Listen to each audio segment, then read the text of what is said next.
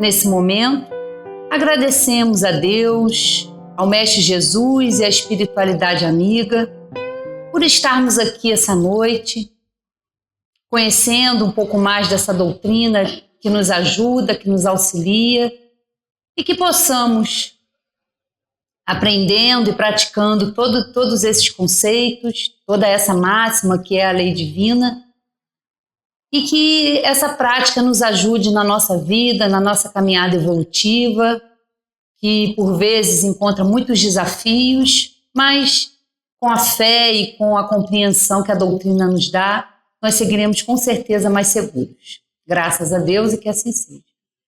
Com vocês, vamos passar para a Sueli.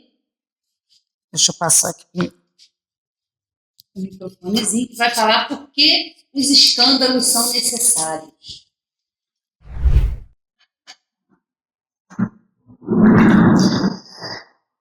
Uma boa noite para todos nós, aqui nesse momento, estudando a doutrina, que é um bálsamo aí na nossa vida, explicando tudo que a gente precisa saber para dar certo nessa vida aqui, né?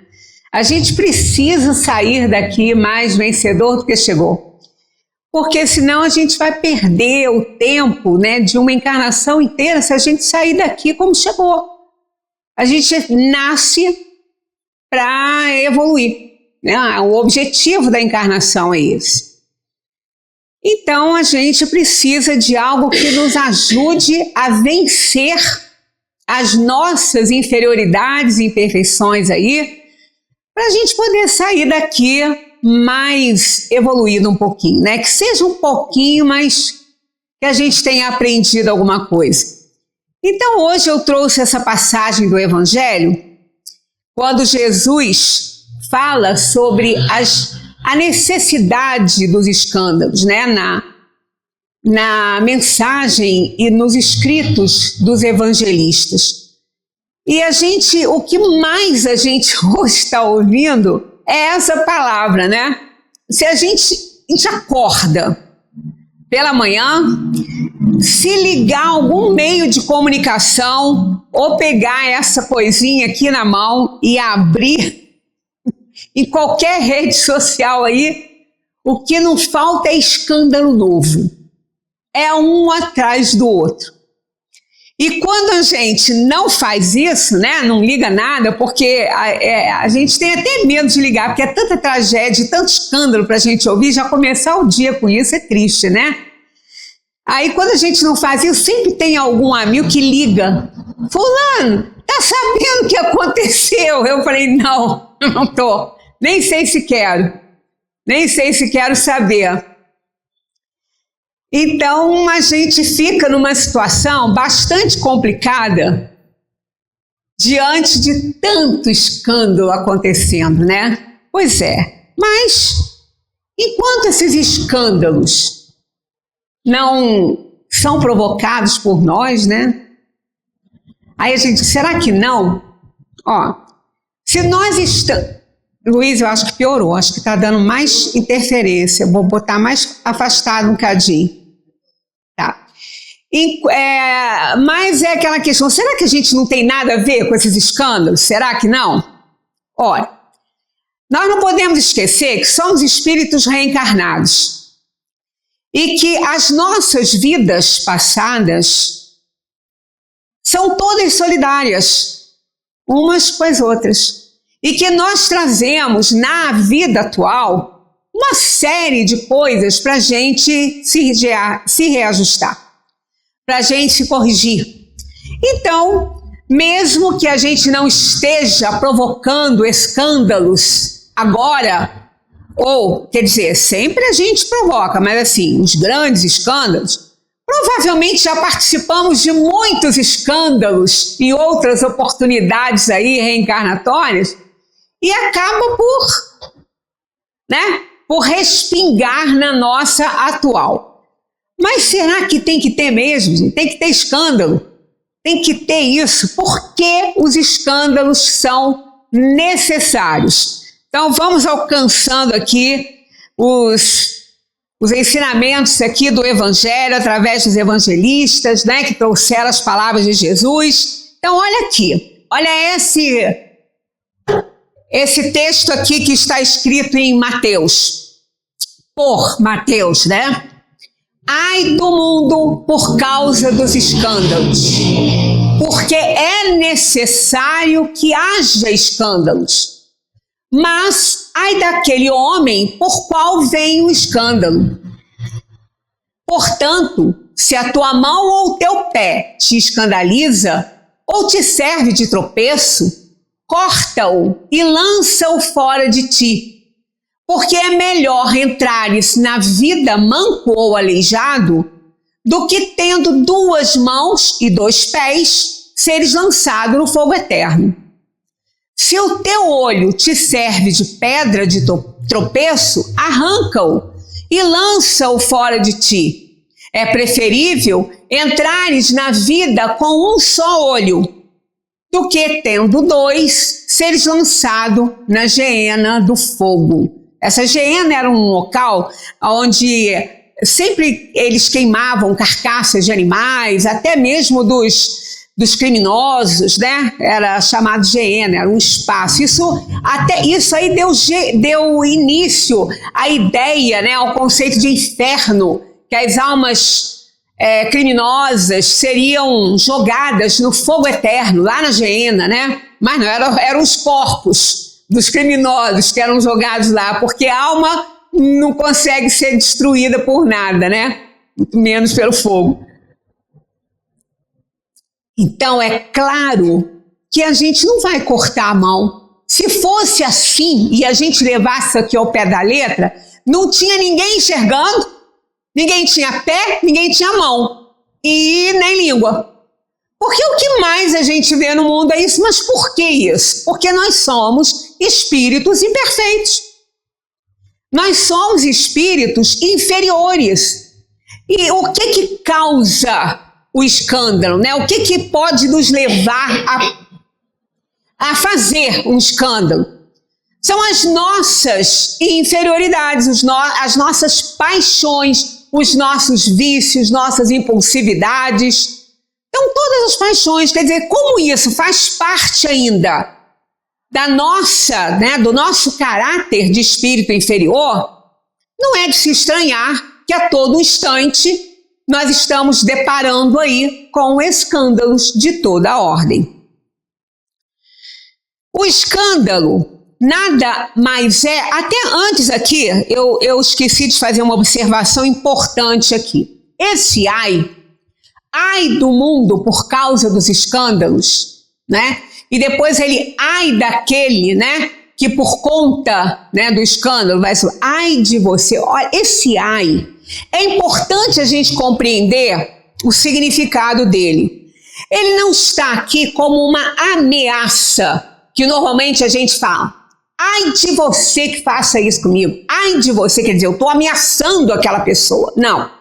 Esse ai aqui, ai do mundo por causa do escândalo, ai daquele por meio do qual o escândalo venha, é mais assim uma compaixão. É mais uma compaixão, porque ai do mundo por causa do escândalo, vai sofrer, o mundo vai ter muitos problemas. Ai daquele que provoca escândalo, ele vai sofrer muito os próprios efeitos.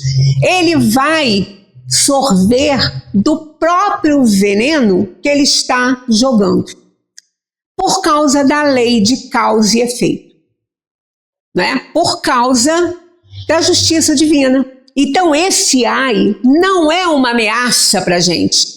Deus não está nos ameaçando, Jesus não está nos ameaçando com esse ai do mundo por causa dos escândalos.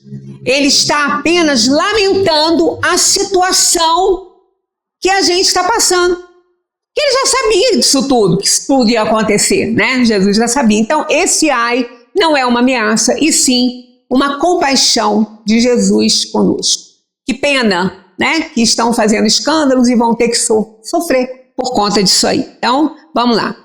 O escândalo nada mais é que a exteriorização das sujidades morais ocultas no interior dos homens. Pois é, olha só. as sujidades morais ocultas no interior dos homens. Todos nós temos essas sujidades e todos nós lutamos para limpar isso aí.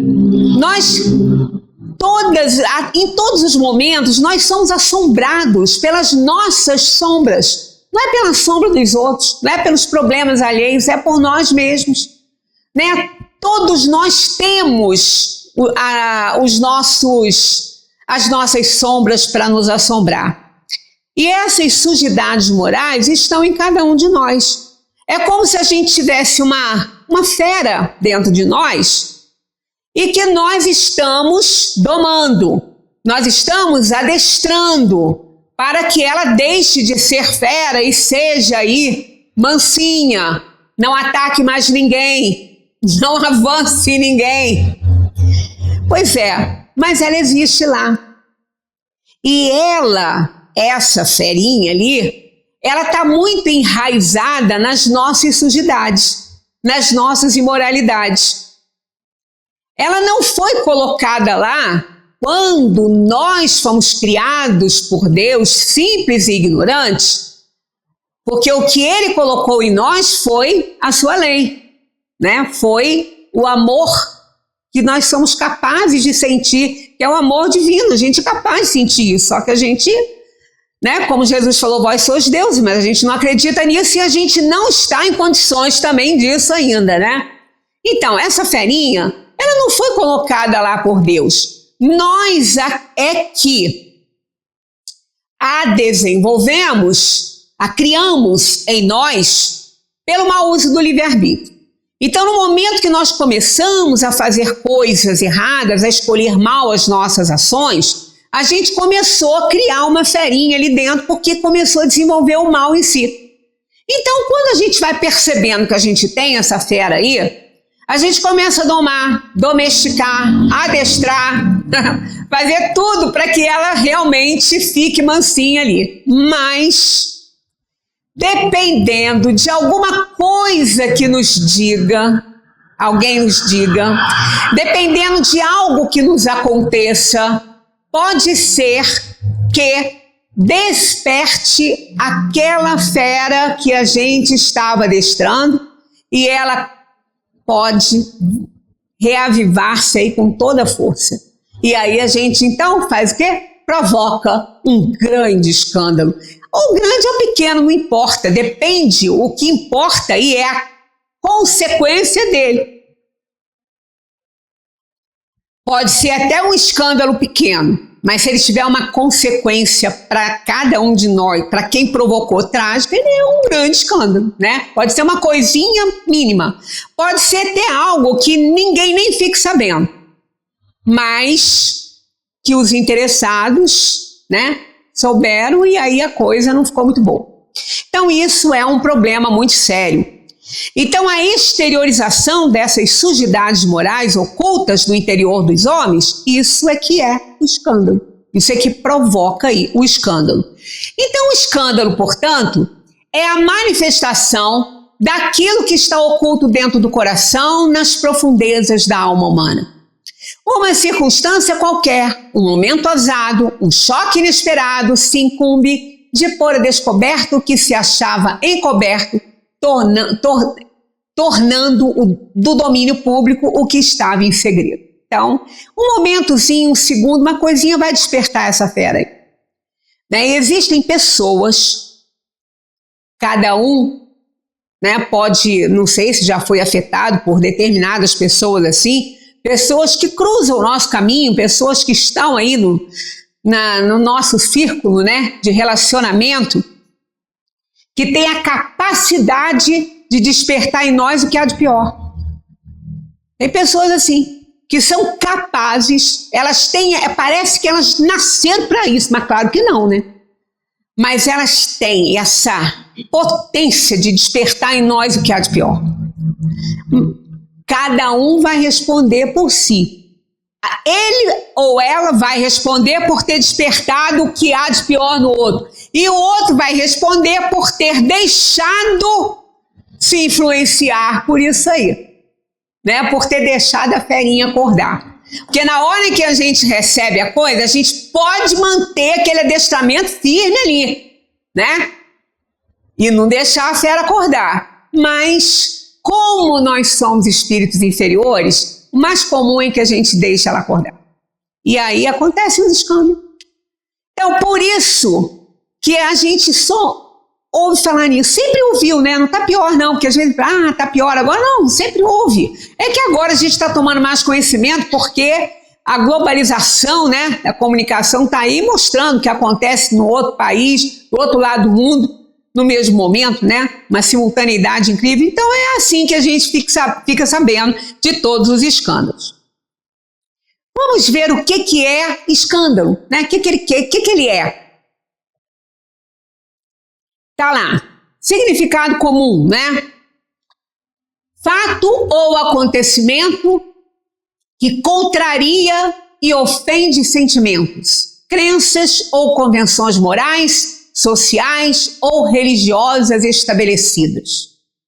Indignação, perplexidade ou sentimento de revolta provocados por ato que viola convenções morais e regras de decoro. Então, o escândalo tem sempre um problemão envolvido, um grande problema envolvido aí. E na etimologia dessa palavra, olha que interessante, né? A palavra escândalo, ela vem do grego skandalon, que significa pedra de tropeço ou rocha que faz cair. Olha aí, o que acontece? Quando a gente provoca um escândalo, a gente cai. Cai porque a gente erra, né? A gente erra. Então, o escândalo é isso, é uma pedra de tropeço. É um tropeção que a gente dá na nossa vida e cai de cara no chão. Entendeu? Escândalo é isso. Ele quer dizer isso no sentido etimológico. O verbo grego escandalizo significa fazer alguém tropeçar ou conduzir alguém a pecar. Então é aquele que tem sempre, né, um éter, um álcool, não sei, para jogar numa ferida que a gente carrega, né, para nos fazer tropeçar, para nos fazer cair. Por quê? Isso é necessário também, porque nós precisamos de ser testados. Por isso que isso não é impedido por Deus. Né? Às vezes a gente está ali estudando, né? Nós que nos metemos de besta, como filho de Ângelo, quando era pequeno, falava que o orador era aquele que se metia de besta e vinha aqui para frente falar. Flavinho falava assim, pai dele, né? Eu, Ângelo, era metido a besta. Então, às vezes a gente está lá, nós que nos metemos a besta de vir aqui falar, né? Estudando, procurando, pesquisando, organizando a palestra. Aí chega uma influenciaçãozinha ou alguém encarnado, né, de alguém encarnado ou desencarnado, e realmente fala alguma coisa e nos tira do sério. Para quê? Para a gente realmente ser testado. Se eu me desequilibrar, me desarmonizar e parar de fazer o que eu estou fazendo, ou até nem ter condições de continuar naquele momento pela reação que tive, azar meu. Então a gente precisa ser testado para ver o tanto que nós estamos realmente envolvidos pela causa que nós abraçamos e colocar isso na frente dos nossos interesses, das nossas inferioridades, porque nós somos muito imperfeitos. Quando a gente está estudando para falar aqui, que a gente começa a olhar alguma coisa e fala assim, meu Deus do céu, eu tenho que fazer isso. Eu não estou fazendo. Mas se a gente aqui que fala, fizesse tudo que o Evangelho manda, a gente nem ia estar aqui falando, porque a gente já está em um mundo superior. Né? Porque o Evangelho é a palavra de Jesus, é a lição de Jesus, é a mensagem de Jesus. Então, se a gente abraçasse isso aqui, já tivesse incorporado isso nas nossas atitudes do dia a dia, todos nós, né, que estamos aqui falando, a gente não ia estar mais aqui falando isso. A gente já ia estar numa outra dimensão, fazendo outra coisa, porque já aprendeu essas lições. E só está em plano de provação e expiação quem é espírito errante, aquele que ainda precisa de muitas encarnações, aquele que ainda tem muito a resgatar e a provar. Então, se a gente tem muito que resgatar e aprovar, é porque a gente erra muito e nós aprendemos por tentativa e erro. Então, é óbvio que a gente erra muito. Então, na hora que a gente está preparando uma coisa que a gente olha, a gente se assusta até. Parece que a gente nunca leu isso, né? Então, aqui tem umas coisinhas fora do lugar, mas não achei nem valesse a pena botar o outro computador, não, porque dá para entender.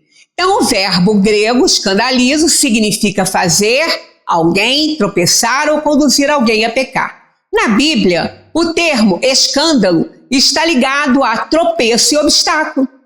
Algo que faz cair, desvia do caminho e que leva ao pecado e à perdição. Então é sempre uma coisa muito ruim. Nós estamos aí, né, prestes a passar pelo domingo de Páscoa, né, a ressurreição de Cristo, pela sexta-feira, a crucificação de Jesus.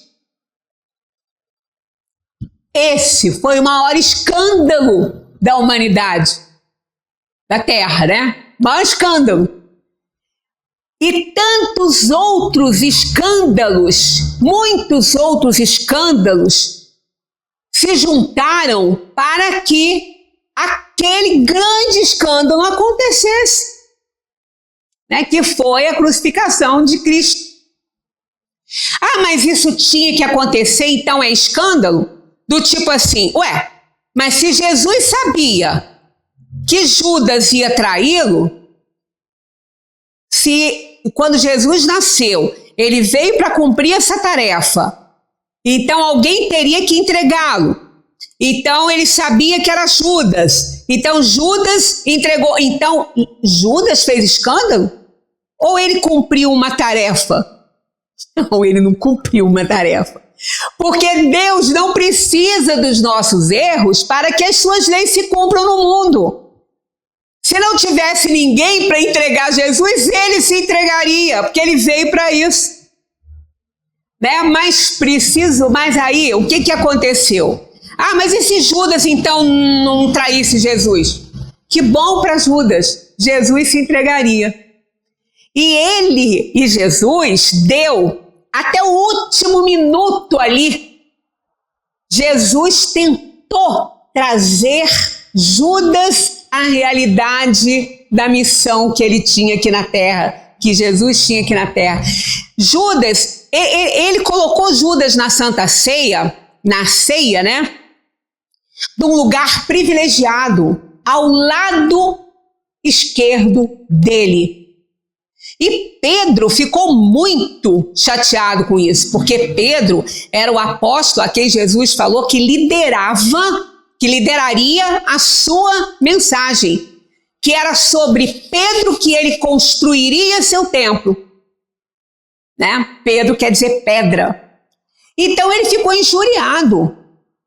Ele ficou, porque ele não estava em lugar de destaque. Quem estava em lugar de destaque era Judas. Porque a todo momento Jesus tentou abraçá-lo, envolvê-lo na sua mensagem para que ele despertasse para aquele momento tão importante na humanidade, para que ele não cometesse aquele erro dele. Porque não era necessário, Jesus se apresentaria. Né? Então foi o escândalo de Judas? Foi um escândalo. Ele fez por maldade? Não, ele fez por inferioridade. Porque ele era ambicioso, ele não era maldoso, ele era só ambicioso. E era um daqueles que, de todos os apóstolos, talvez, o que mais entendeu a mensagem do Mestre. Por isso que ele fez o que ele fez, que ele achou que até o último momento ele fosse se safar, porque ele tinha certeza que ele era o Filho de Deus. Então era ambição. Daí o escândalo de Judas foi provocado pela ambição dele.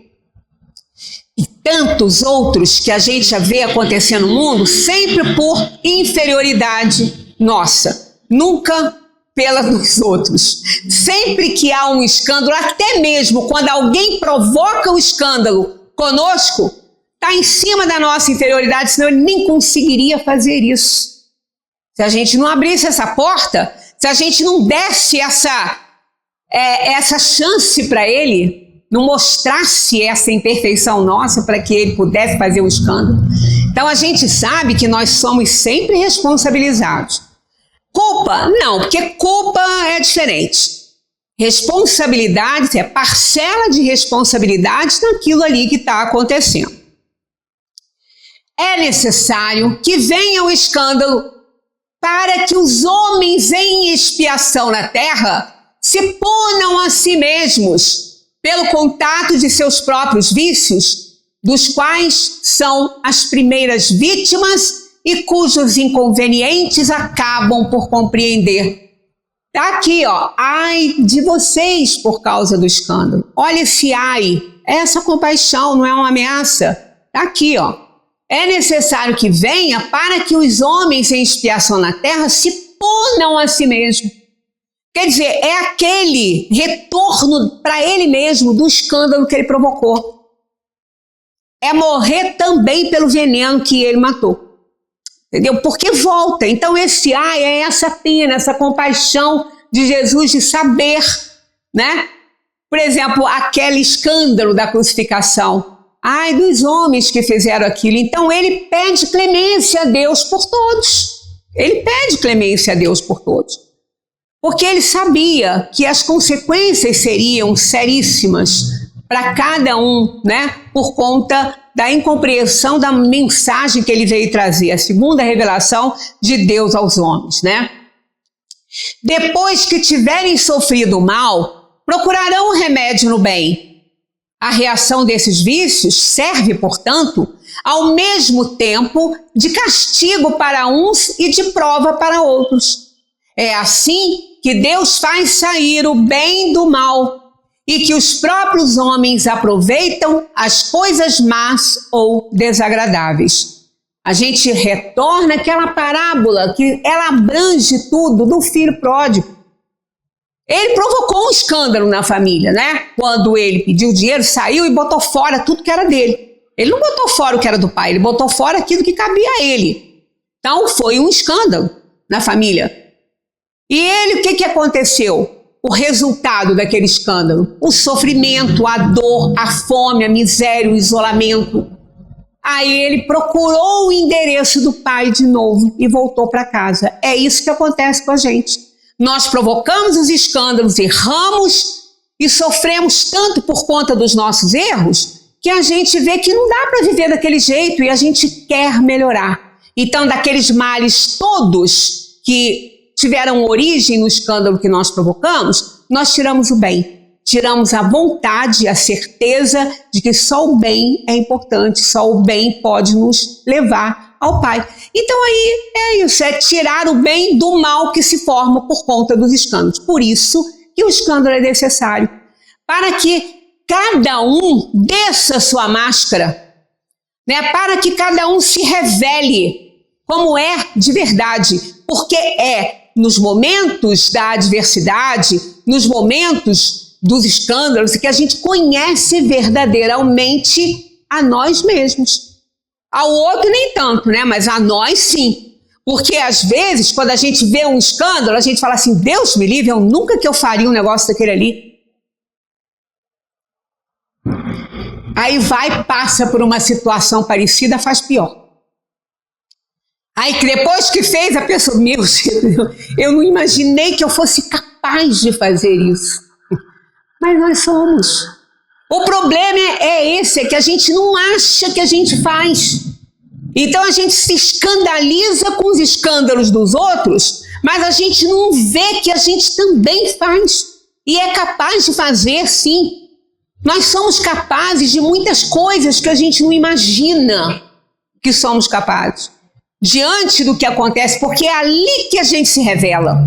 É na hora do testemunho que a gente dá a conhecer o tamanho da nossa fé.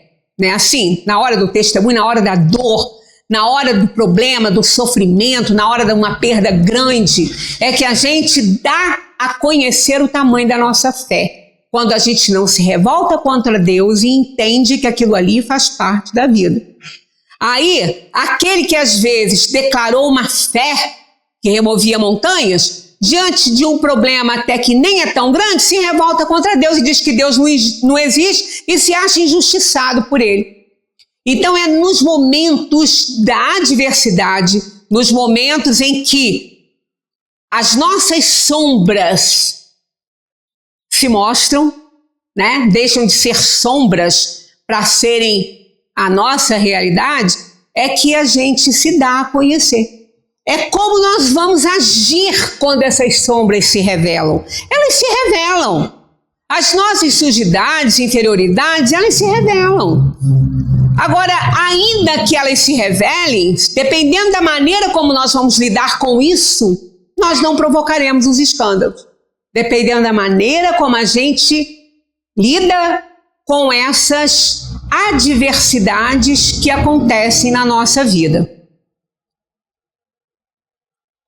Sim, é necessário que os homens se revelem, que mostrem o que realmente são, que se venha a saber e conhecer as suas intenções e pensamentos reservados. Às vezes a gente fala assim, gente, nossa, mas nunca foi assim, tá demais. Sempre foi e até pior. Por quê? Porque o progresso é uma lei divina. Ninguém derroga. Então nós já fomos muito piores do que a gente é hoje. Até na atual encarnação mesmo, na nossa encarnação atual, não precisamos nem a outras não. Quem às vezes lida conosco desde sempre, fala assim, fulano, eu não sabia que você era assim não. Olha, tô surpresa. Eu piorei? Não, eu revelei.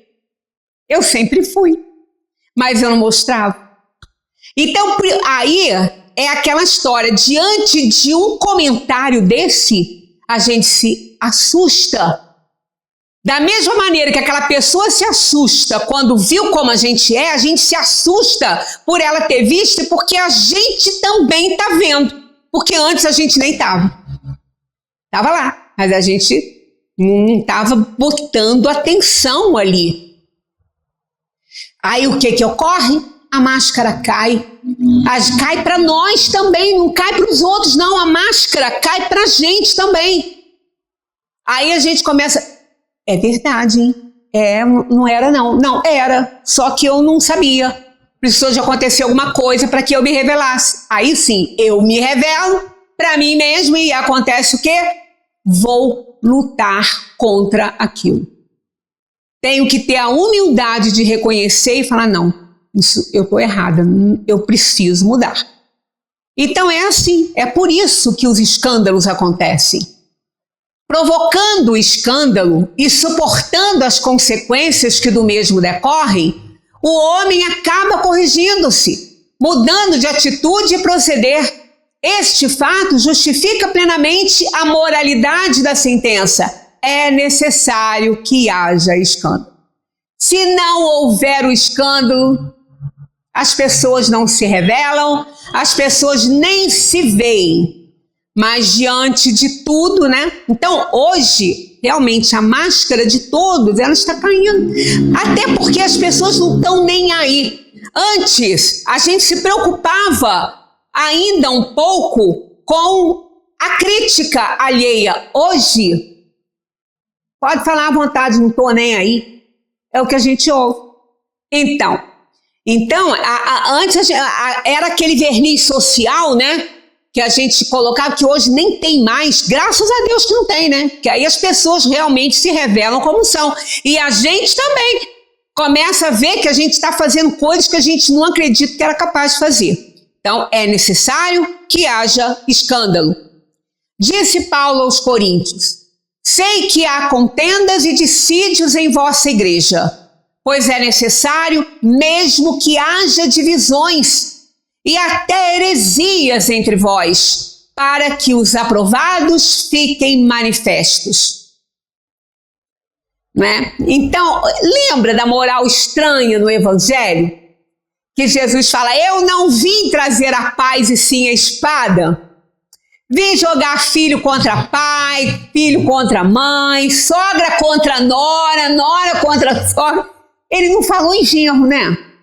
Ele falou em genro, só falou sogra e nora. Por quê? Porque isso ia provocar escândalo e não provoca? Vai me dizer que não? Uma parcela mínima não, mas uma grande parcela sim, a maioria. Né? Mais cedo ou mais tarde a bomba estoura. Porque há uma necessidade que essas famílias se unam para resgatar coisas do passado, porque ninguém acha que aqueles belos olhos azuis, verdes, castanhos e pretos, né, que encantaram um jovem ou uma jovem no meio de tantas pessoas, foi por acaso. Né? Claro que não. Há uma necessidade que se reencontrem para que se aproximem os espíritos devedores, os espíritos que precisam de reajustes morais. Então é por isso que quando ele falou eu vim jogar filho contra pai, pai contra filho, sogra contra nora, porque havendo os escândalos, cada um se revelaria e se corrigiria, e aí não ia ter problemas para encarnações futuras. Não é uma maldade isso. Né? É importante que a gente saiba quem somos na realidade. 784. Bastante grande é a perversidade do homem. Não parece que, pelo menos do ponto de vista moral, ele, em vez de avançar, caminha aos recuos. É aquilo que a gente está falando. Será que ele não está piorando? Né? Caminhando? Igual o caranguejo andando para trás? Olha só. Enganas-te. Observa bem o conjunto e verás que o homem se adianta, pois que melhor compreende o que é mal e vai dia a dia reprimindo os abusos. Quer dizer, os escândalos vão acontecendo e eles vão se revelando, nós vamos revelando o nosso caráter, vamos aprendendo. E é exatamente por isso que Kardec, né, repete para a gente: faz-se mister que o mal chegue ao excesso para tornar compreensível a necessidade do bem e das reformas. Se ninguém se revelar, não há reforma. Né? A gente tem um móvel dentro de casa que a gente está doido para sumir com ele de lá. O bicho está com cupim, está com broca, tá com a prateleira quebrada, mas a gente deixa ele lá, fica aí, cai não. Aí o dia que ele desaba, que a gente abre uma porta e cai tudo e vem tudo em cima da gente, a gente resolve o problema. Chama alguém, bota aquilo numa fogueira para não prejudicar com bicho nenhum, com ninguém, e bota um limpo lá no lugar. Então a gente precisa deixar a coisa desabar, né? E qual é esse desabamento em nós? É o escândalo que nos revela quem somos. É onde a gente desaba, é onde a gente cai. É aquela pedra de tropeço. É onde a gente bateu e levou um tombo. Aí a gente aprende mais um pouquinho. Analisemos a seguinte alegoria. Se tua mão ou teu pé te serve de escândalo, corta-o e lança-o fora de ti. Pois é preferível entrar na vida manco ou aleijado do que tendo 2 pés e 2 mãos ser lançado no fogo. Foi o nosso início, né? Se o teu olho te serve de escândalo, arranca-o e lança-o fora de ti, porque é melhor possuir a vida com um só olho do que tendo 2 ser lançado na geena. Então, ninguém vai fazer isso, né? Isso aqui é símbolo. Nós temos que fazer isso virtualmente, ainda nessa encarnação, porque senão nós vamos, na próxima, quem sabe, ter esse olho arrancado, essa mão arrancada, né? Por quê? Porque nós escolhemos. No livro Memórias de um Suicida, de Ivone Pereira, é um livro até muito interessante, né? Que conta como é a recuperação, né, dos suicidas. Ali, esse livro são memórias de Camilo Castelo Branco, aquele escritor português, que ele se suicidou por conta da cegueira. Ele estava ficando cego, ele não ia conseguir conviver com aquilo, ele deu um tiro na cabeça. Então ele vai, né, para a espiritualidade e, para surpresa dele e de todos eles, que o que há de comum no suicídio é todos reconheceram que não morreram, que não morre, ninguém morre, né? Então ele passou lá pelo estado de perturbação dele, o tempo que foi necessário, depois ele foi socorrido com mais lucidez quando começou e outros juntos. Então teve um que foi socorrido junto com ele, que estava muito ligado a ele, chamado Mário.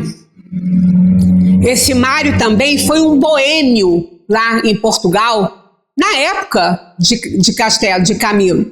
Ele era um rapaz muito bonito, né? Muito letrado, muito inteligente, cursou faculdade, Coimbra, era uma beleza, só que ele era muito inconsequente. Ele era casado, mas ele traía a esposa dele, até que ele traiu a esposa dele com uma moça brasileira, por sinal. E ela depois não quis ficar com ele porque ela viu que outro estava dando mais vantagens a ela do que ele dava. E esse outro era, segundo os relatos, um grande empresário brasileiro. Então, o que acontece? Ele vai até ela pedir para ela desistir de ir embora, né, de vir aqui para o Brasil.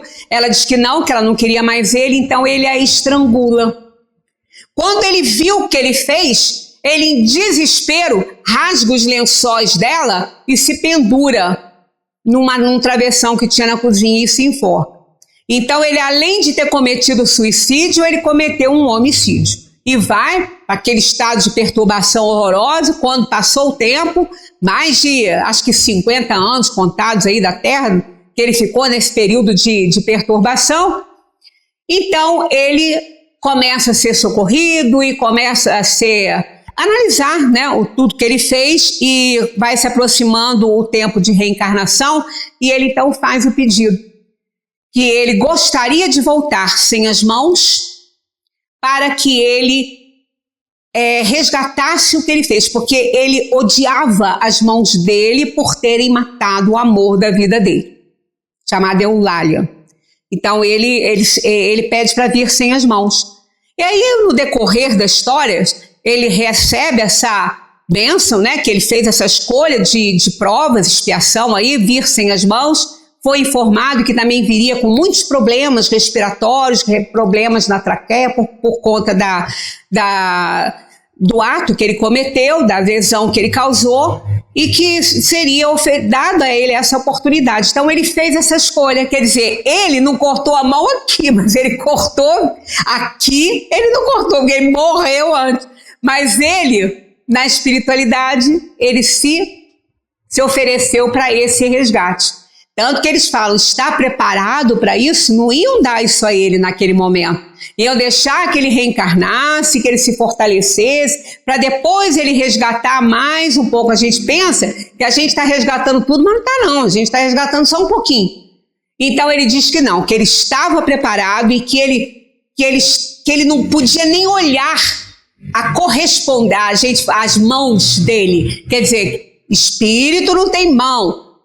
Perispírito não tem órgão, mas tem a figura, né? Tem toda a linhagem, os fluidos estão alinhados dessa forma, como se fosse o nosso corpo físico, e tem a correspondência dos órgãos. Correspondência, mas não é órgão. Então ele via as mãos dele, mas quando ele estava se aproximando já de reencarnar, ele já não via mais as mãos dele no corpo espiritual dele. Portanto que ele desejou não tê-las. Então a gente não corta aqui, mas na dimensão espiritual, para uma reencarnação, a gente vai cortar. Porque foi para ele um motivo de escândalo, né? E ele não queria continuar com aquela dor horrorosa. Continuando. Vamos para cá que não está andando ali. Devemos empregar todos os meios ao nosso alcance, mesmo aqueles mais rígidos e penosos, a fim de não nos tornarmos motivos ou instrumentos de escândalo. É possível evitar o escândalo.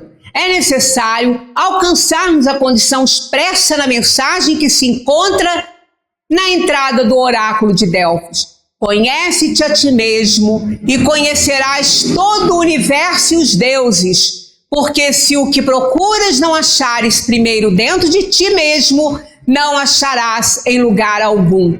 Essa é a inscrição completa no oráculo de Delfos, de onde Sócrates trouxe o conhece-te a ti mesmo. Que essa frase não é dele, ele trouxe lá do oráculo, quando lá ele foi para saber por que achavam que ele era o homem mais inteligente da Grécia. Né? Então, aí a gente pode evitar o escândalo. Por quê? Porque a gente se conhecendo, né, vai que quando a gente olha um escândalo, a gente, no lugar de falar aquilo que a gente fala assim: eu nunca que eu faria uma coisa dessa, nunca que eu ia agir daquela maneira. No lugar de falar isso, quem se conhece um pouco vai falar assim: eu que me cuide, porque eu sou capaz daquilo ali. Tá? Aí a gente já está mostrando que a gente se conhece um pouco. Aí a gente evita um escândalo. Uma aguinha para mim, por favor. Aí a gente evita um escândalo, porque ele é necessário, mas ele não é indispensável à nossa evolução. Ele é necessário quando a gente não aprende. Há duas formas da gente aprender. Ou a gente aprende porque a gente busca esse aprendizado, a gente deseja aprender, ou então a gente aprende no susto, na dor, quando a coisa acontece. A gente vê que aí não tem mais por onde correr. Então é aí que a gente vai evitando escândalos quando a gente começa a se conhecer. O indivíduo que estuda e se analisa fica conhecendo as tendências e inclinações viciosas que lhe são próprias. Diz Paulo aos Coríntios: examine-se, pois, cada um a si mesmo. Se nós nos examinássemos a nós próprios, por certo não seríamos condenados. Né? Porque a gente não ia provocar escândalo, né? De forma nenhuma. Quem se conhece, porque se analisa e controla o seu interior, percebe e sente em si mesmo as fraquezas que ainda carrega, os impulsos das paixões, os arrastamentos da animalidade ainda não dominada pelas forças do espírito. Então, quando a gente começa, quando a gente faz reflexões sobre o que nós estamos espalhando, sobre o que nós estamos falando, sobre principalmente o que nós estamos pensando das coisas, dos outros. Quando fazemos o nosso julgamento, eu comentei aqui na terça-feira que a gente não tem como não julgar. Não, mas está lá no Evangelho: não julgueis para que não seja julgado. Essa afirmativa, esse conselho de Jesus, não é não julgueis no sentido porque todo mundo viu uma cena, pensou, na hora que pensou, julgou. É inerente ao pensamento. Então, o julgamento é o próprio pensamento, que nós colocamos uma crítica porque a gente viu e a gente critica de acordo com a nossa ética, a nossa, e não a ética ideal divina, mas a nossa. Aí a gente faz aquele julgamento. Então, o que a gente não pode fazer que está no Evangelho? Não fazer juízo de valor.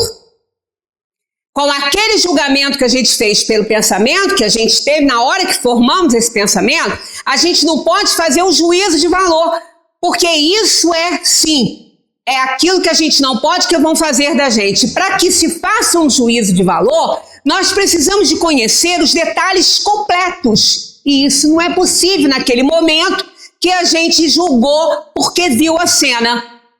A gente não pode ter uma reação de julgar e fazer um juízo de valor naquela hora. Não pode.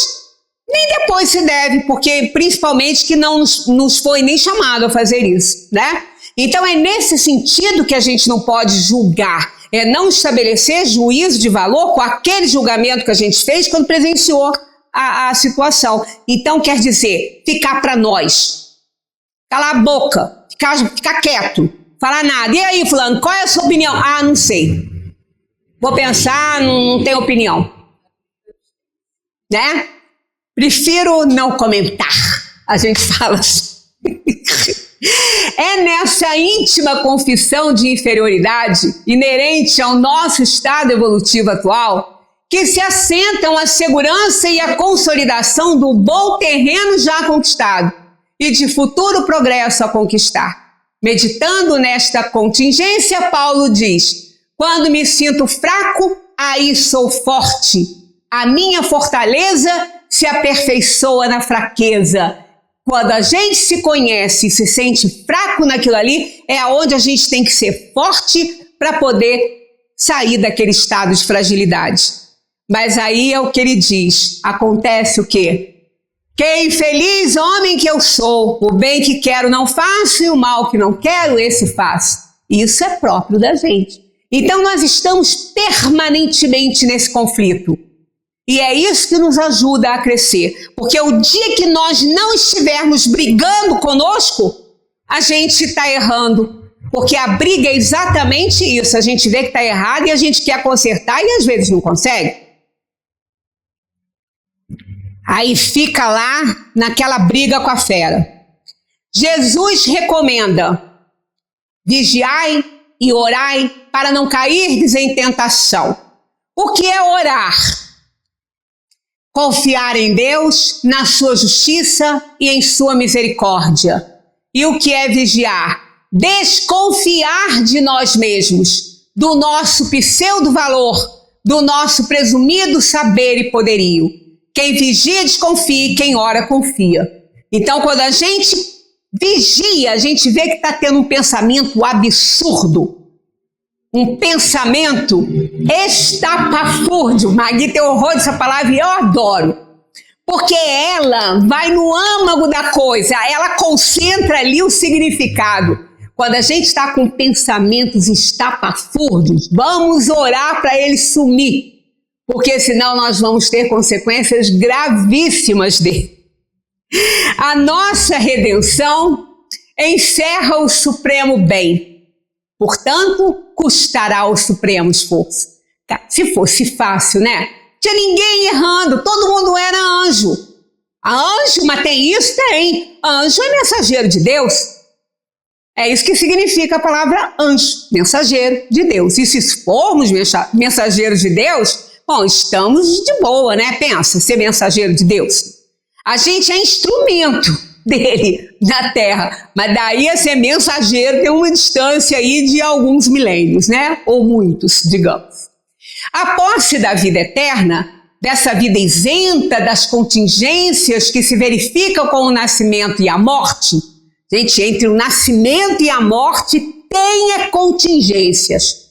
E quantos nascimentos e quantas mortes, porque são numerosas as vezes que a gente foi e voltou, né? Então, a posse dessa vida eterna que todos nós queremos, longe dessas contingências, compensa todos os esforços, justifica todos os sacrifícios. Tal a aquisição importa na vitória do último inimigo a vencer, que é a morte. A morte é o nosso último inimigo a vencer. Por quê? Porque quando a gente não precisar mais de morrer, por quê? Quando nós não precisar mais de morrer e nem não precisar de reencarnar, que aí a gente não precisa de morrer, o corpo morrer, porque nós não morremos nunca. A morte só existe para o corpo. Então, quando a gente vencer essa morte, significa que nós não precisamos mais de adquirir corpos para evoluir, porque já teremos nos tornado espíritos puros. Então não vamos mais necessitar de reencarnar. Então a morte é o nosso último inimigo a vencer. E simbolicamente falando, na vida também, material, a gente tem que parar de ter medo da morte. A gente não tem que ter medo da morte, quem vai morrer é o corpo. A gente tem que ter preocupação com ela, medo não. Qual é a preocupação? E será que eu vou dar conta do que eu fiz? Será que a minha mochila tem alguma coisa boa para eu levar? Será que na hora que eu for fazer a prestação de conta para minha consciência eu vou conseguir ficar em paz? Isso é uma preocupação. Então, a gente tem que sair do medo da morte para apenas preocupação com ela. Quando a gente vive bem aqui no mundo, vai vivendo de acordo com as nossas, com os nossos esforços aí em vencer e obedecer à lei de Deus, a gente nem preocupação a gente deve ter, porque quem viveu muito bem vai realmente encarar a desencarnação, a morte do corpo em paz. O doente, então, permite que se lhe ampute a mão, o pé, a perna, o braço para conservar sua vida. Consente e se sujeita à ablação de órgãos internos a fim de se curar de males físicos a que esteja acometida. Assim, pois, cumpre também que no plano espiritual se empregue o mesmo processo a fim de evitar as quedas desastrosas quais o homem venha a ser vítima. Acelerar um pouquinho. Corta-se virtualmente a mão, deixando de apoderar-se do alheio, deixando de lesar o próximo e afastando as oportunidades de o fazer, deixando de empregar as mãos para agredir, matar, destruir. Se os teus ouvidos te servem de escândalo, rompe desde logo os teus tímpanos, pois é melhor ser surdo que ouvir blasfêmias, heresias, contos imorais e obscenidades, visto que as más conversações corrompem os bons costumes, adubando as nossas inferioridades. Se tua língua te serve de escândalo, arranca e atira para longe de ti, pois é preferível ser mudo a usar a palavra, para caluniar ou denegrir a reputação alheia, para ofender o próximo, para espalhar a mentira e os boatos difamatórios, para iludir a boa-fé dos simples e dos pequeninos, para iludir, fascinar e confundir a mente do povo, visando a objetivos dolorosos, para adulterar os próprios pensamentos, dizendo o que não se sente, simulando e dissimulando, fingindo e disfarçando os mesmos sentimentos do seu coração. Então é assim que a gente corta a língua, né? Se nós não atendermos à sábia advertência de Jesus, mutilando-nos figuradamente, essas mutilações podem se concretizar um dia, desde que assim determine a justiça imanente na vigência do resgate de culpas e crimes que tenhamos cometido. Assim se explicam os dolorosos casos de teratologias, infelizmente, mais ou menos comuns neste mundo, né? O caso lá do nosso amigo Mário. Para terminar, as teratologias físicas e mentais e os problemas morais são imposições da lei de causa e efeito. São manifestações exteriores de causas íntimas, isto é, de delitos anteriormente praticados, cuja remissão é solicitada pelos próprios culpados. É o resultado dos escândalos.